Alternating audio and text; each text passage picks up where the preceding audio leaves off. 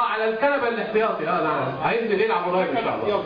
طيب انا بس بقى عايز اخرج بس من ده الى ان احنا يجب ان نتوحد حول رئيس واحد بمجلس بيمثل التيارات المختلفه. اذا قدرنا نوصل لهذا الاتجاه عشان ننقذ مصر من اللي جاي، لانه عمر سليمان ما بيهزرش. عمر سليمان رئيس المخابرات العامة، عنده كل الملفات في ايده، يعرف مصر بشوارعها ودقائقها وعارف كل حاجة في الدنيا. هذا خطر لاهم، هذا احلال مبارك بشكل جديد. مبارك جاي تاني يحكم، خلوا بالكم من هذا الخطر، لان انا مش عايز اقول شهادتي في عمر سليمان على الملأ كده، بس انا لما رحت اوغندا واثيوبيا موسيفني وزناوي قالوا كلام على عمر سليمان يعني يخجل الانسان انه يردده.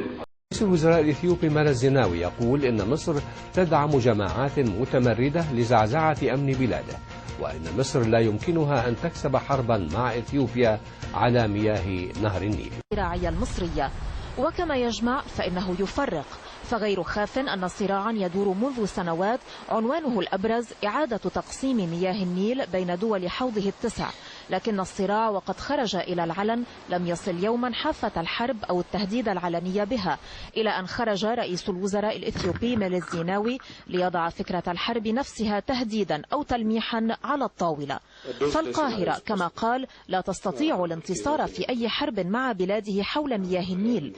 لا يصح ولا يليق ان الواحد كمصري، يعني احنا تأثرنا تأثر بالغ، واحنا زناوي رئيس بتاع اثيوبيا اللي هي دولة يعني تعتبر صغيرة، رجل دولة رجل محترم قال كلام على عمر سليمان. يعني الراجل موسيفني في اوغندا قال ان عمر سليمان في مباحثاته معانا كان اقرب لاسرائيل مننا.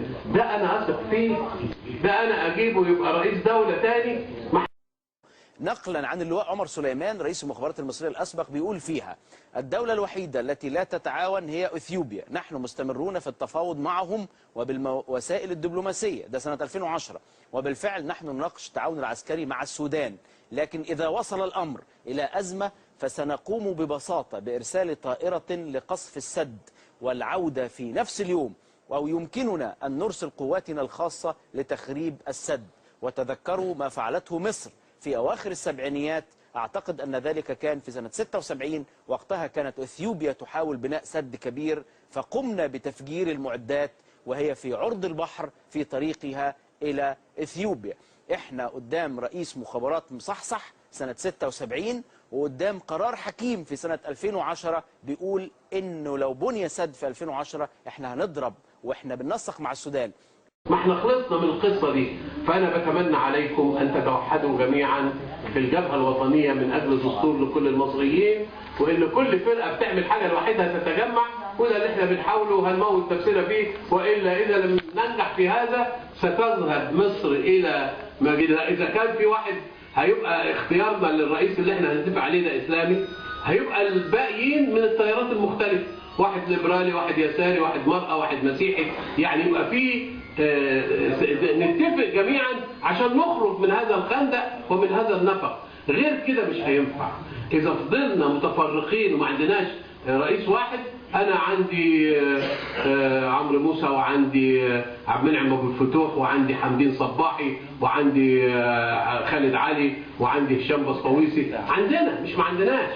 خلينا نتفق، يعني نقعد كلنا ونتفق حوالين توحيد عشان ننقذ مصر.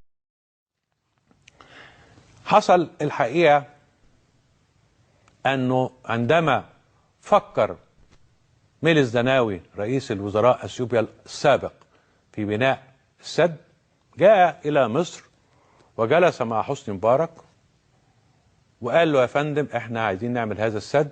حسني مبارك قال إن هذا السد لا يمكن أنه يتعمل، لأن هذا السد يهدد الأمن القومي المصري ويصيب مصر بالعطش، ويهدد حجم المياه اللي بتوصل لنا عبر الاتفاقيات المتفق عليها من أيام الاستعمار البريطاني في أفريقيا.